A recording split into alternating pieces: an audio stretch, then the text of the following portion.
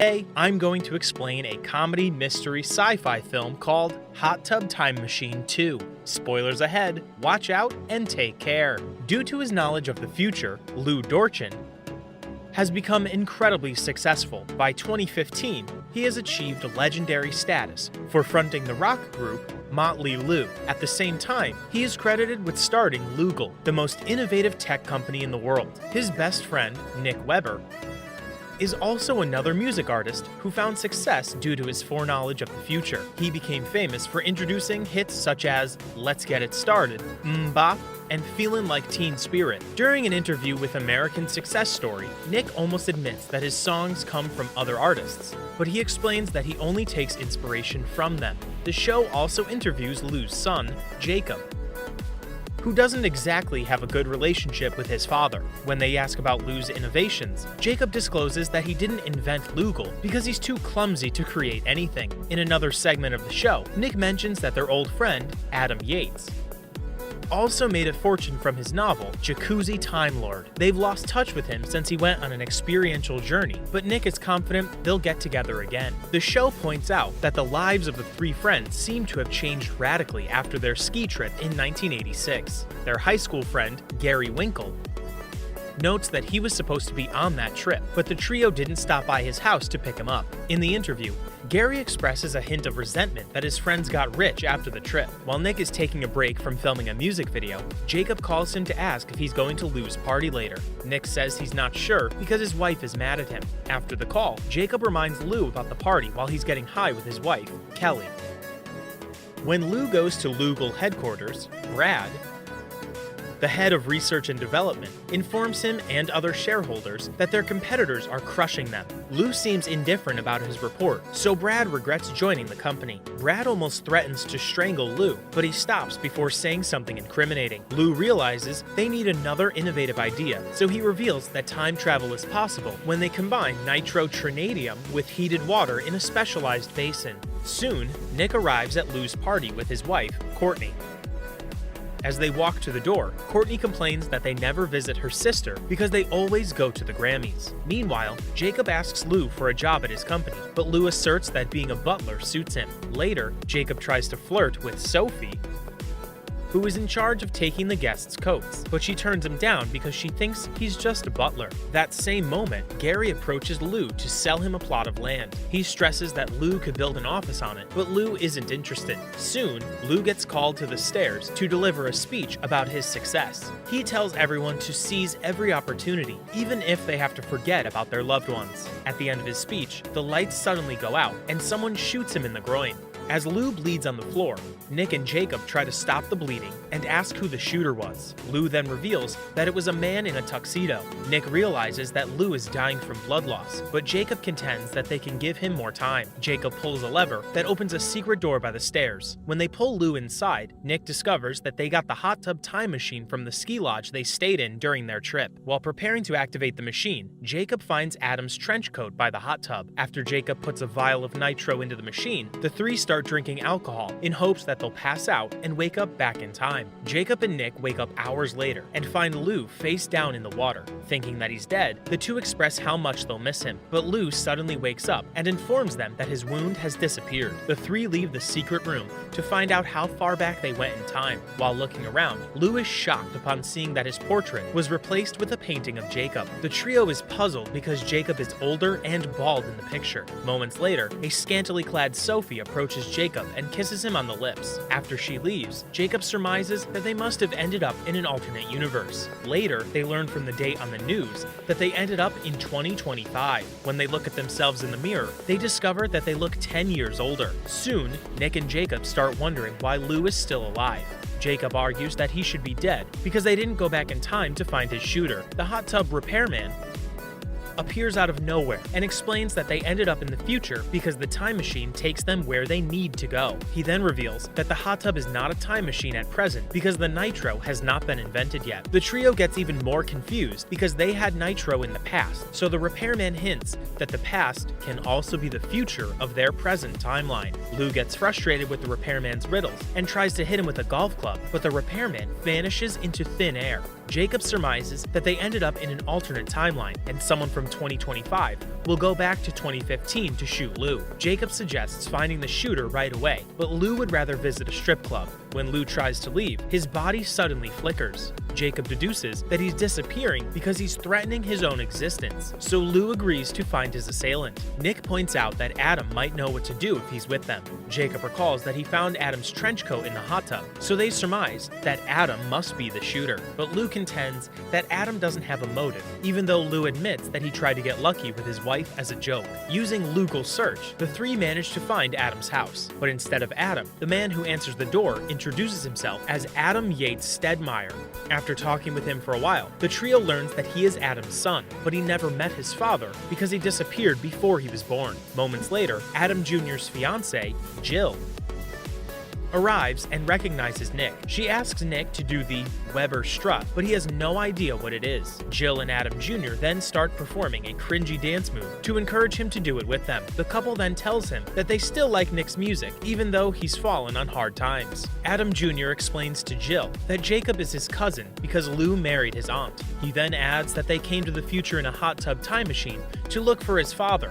Jill then convinces the three to take Adam Jr. with them to look for Adam, so he can attend their wedding the next day. Later, the foursome waits for a ride outside to look for Adam at his mother's old building. Soon, a blue self-driving car arrives to give them a ride. Unimpressed by the vehicle, Lou antagonizes it and pounds on its windshield. The group decides to walk, not knowing that the smart car is asking for permission to eliminate Lou for assaulting it. Adam Jr. mentions that his friend, Brad, works at Lugal, and he's coming to his wedding. Suddenly, Lou sees a hologram displaying Gary's face on a building. He suspects that Gary became successful after killing him in 2015, so Lou runs into the building to confront him. He immediately tackles Gary and accuses him of murder, but Gary contends that he doesn't have a motive because he loves Lou. Gary became wealthy from the plot of land that Lou refused to buy because it became hot property after a hurricane. After a while, Gary invites the gang to a party in his nightclub. Nick reminds Lou that they have to find the shooter, but Lou can't resist the lure of getting high at the party.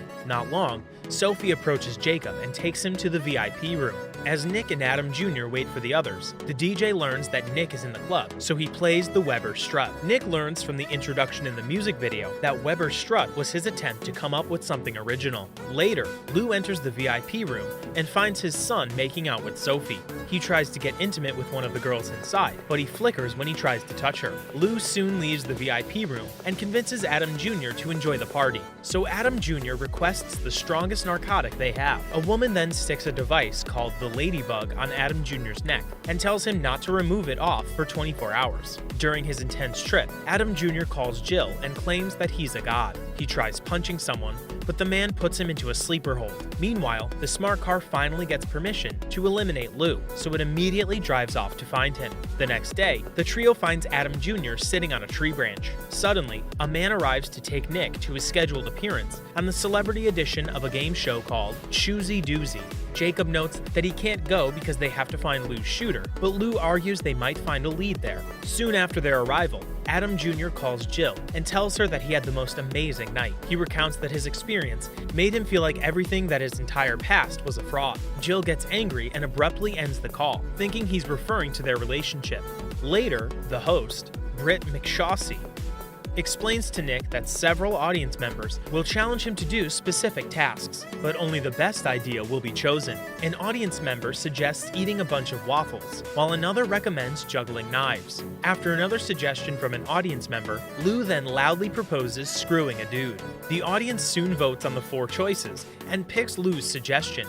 Britt then asks the audience who made the proposal, so Lou proudly raises his hand. Britt then reminds the audience of the game's rules, stating, "You choose it, you do's it," so Lou has no choice but to go on stage and do it with Nick. Not long, Nick and Lou realize that they'll perform in a simulation when they are provided with virtual reality kits. When they refuse to do it, Britt gives them a high-voltage electric shock. Jacob expresses his objections about the game, but Adam Jr. explains that it's the most popular family show in the nation. As Nick attempts to get it on with his friend, a lifeline button appears. After Lou pushes the button, Britt tells him to choose someone from the audience to replace him, so he picks Adam Jr. Soon, Nick does the deed with Adam Jr. on stage, and Jill witnesses it on TV. After the show, Jacob scolds Lou for picking Adam and tells him to find the shooter on his own. He then parts ways with the group and goes back to Gary's bar. Lou takes off the ladybug from Adam Jr.'s neck despite the instructions to keep it there for 24 hours. Nothing happens for a few seconds, but Adam Jr. soon drops to the ground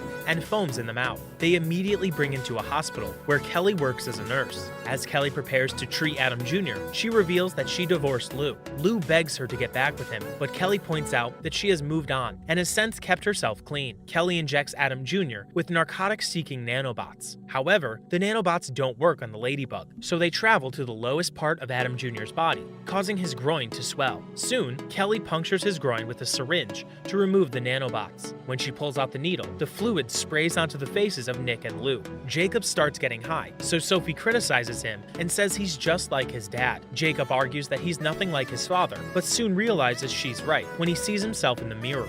Later, Lou, Nick, and Adam Jr. return to the club to look for Jacob. Gary tells Lou that he had to throw Jacob out of the club and notes that he mentioned something about seeing their family therapist. The gang soon finds Jacob sitting on the ledge of the rooftop of Lou's mansion. Lou consoles him and convinces him to get down from the ledge. However, Jacob slips before he can get down. Lou manages to grab his hand, but he eventually loses his grip. Jacob falls, but fortunately, a suicide prevention system catches him before hitting the ground. Later, the gang hears from the news that Brad had developed a new synthetic element called nitrotrinadium at Lugal Labs. Lou immediately suspects that he was the shooter because Brad hates him, so they go to Adam Jr.'s wedding to confront him. While preparing for the ceremony, Jill begins to doubt marrying Adam Jr. because of what she saw on TV. When she sees Lou wandering around the house, she decides to seduce him. Meanwhile, Jacob finds Brad and asks him for the nitro. After Brad gives him the only sample, Jacob accuses him of going back in time to murder Lou. Brad admits that he thought about killing Lou,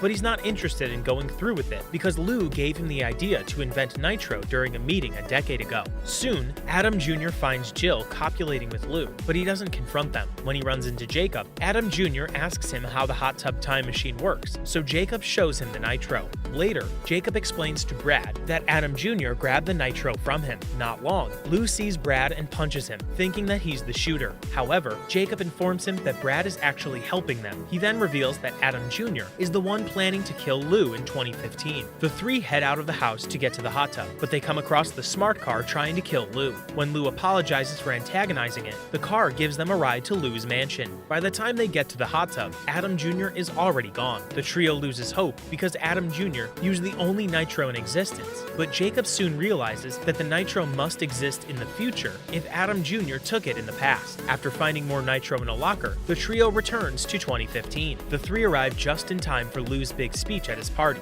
As he is about to address the crowd, Adam Jr. calls his attention while pointing a shotgun at him. Lou then approaches him and points the barrel of the gun to his groin. He acknowledges that he ruined Adam Jr.'s life, so he encourages him to carry out his revenge. When Adam Jr. refuses to shoot, Lou takes the gun and pulls the trigger. However, Adam Jr. grabs the weapon in time to keep the bullet from hitting his groin. Later, Adam Jr. comes across Jill, who works as a waitress at the party. He realizes that it's the first time she's met him, so he introduces himself and avoids mentioning that they're getting married. Meanwhile, Nick tells Courtney that he will no longer be going to the Grammys to spend more time with her. Lou also makes things right with Kelly by asking her to join him in a 12-step rehabilitation program.